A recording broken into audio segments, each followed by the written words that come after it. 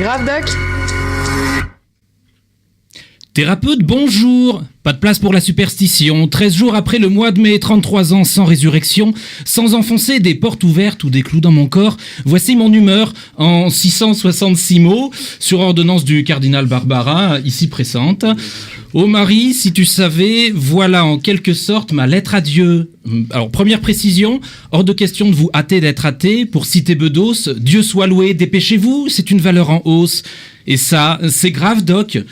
Allez, c'est parti, préparez-vous à protester, car loin de moi l'idée de faire une homélie sans casser Dieu d'ailleurs, ne vous attendez pas à ce que je vous fasse exploser de rire, ni même que je vous lâche quelques petites bombes. En science, on s'y connaît. Quelques mots qui se veulent donc fédérateurs, car si je ne parlais qu'à celles et ceux qui se réclament d'une religion, je ne toucherais pas plus de 50% de la société. Fred, c'est la voix qui te parle. Calme-toi. Je suis là. Non là. Non ici. Fred, arrête, je suis parmi vous, tu sais, je suis dans le cœur de tous. Sauf de toi, c'est vrai, car on sait que tu n'as pas de cœur. Jeanne à la technique. Jeanne, j'entends des voix. Bon, levons le voile. Que toute une partie de la société se laisse guider par les anges de la télé-réalité, ou qu'elle préfère se faire éclairer le chemin par Hanouna plutôt qu'Anoukia. C'est grave, Doc.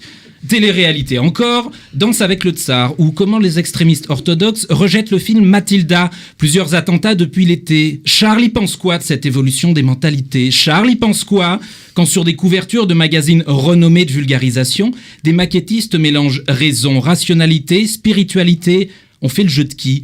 Celui d'éveiller quant à la complexité, ou de réduire et simplifier la réalité? Charles y pense quoi de cette évolution de l'écrit, lui qui a su subtilement mettre le doigt sur nos origines communes sans être placé à l'index? Et toi, Lucie, qui t'intéresse à l'extraterrestre, toi, Lucie, dont le prénom signifie lumière, peux-tu nous éclairer sur la vie? Parce que Lucie, c'est pas marqué dans les livres.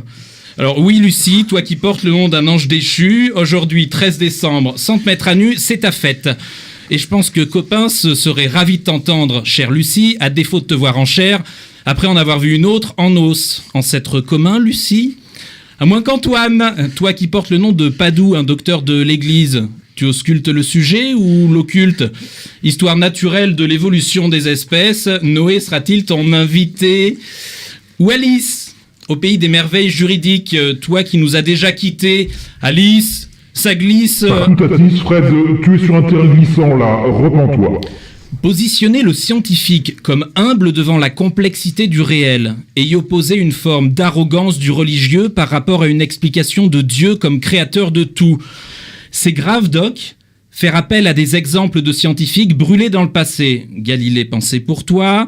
Est-ce que c'est oublier que nous sommes en 2017 pour parler science et religion?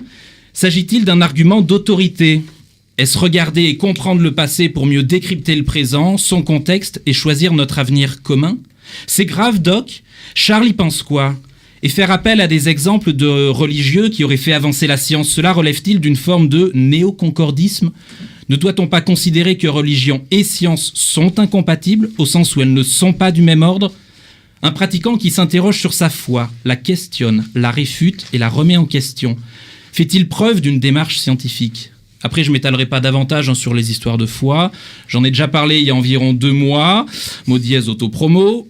Vous l'aurez compris, je préfère la théorie de l'évolution à celle du complot. Et au niveau scientifique, je préfère la théorie de l'évolution à celle non scientifique du créationnisme, qui pourtant tente de nous embrigader.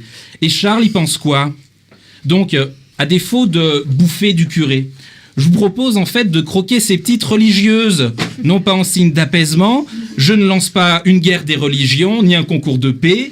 Alors j'avais hésité avec des divorcés ou des glands, je me suis dit que ça serait de mauvais goût. Et pour les clercs, je l'ai laissé à la lucidité. Donc fédérés, nous pouvons l'être aussi autour du bon sens, plutôt que de sens commun, histoire de mauvais goût. Doctorante, doctorant, que dis-je? Thérapeute, c'est votre jour, soignez-nous l'âme. A-t-on d'ailleurs besoin du surnaturel pour s'émerveiller? Votre démarche de raisonnement n'est-elle pas aussi d'une formidable beauté? Alors pas de mystère, sans calendrier de l'Avent, mais surtout sans prendre la marche arrière de l'évolution. À vous la main, définissez les termes, mais n'oublions pas que là, la science compte sans qu'il y ait croyance.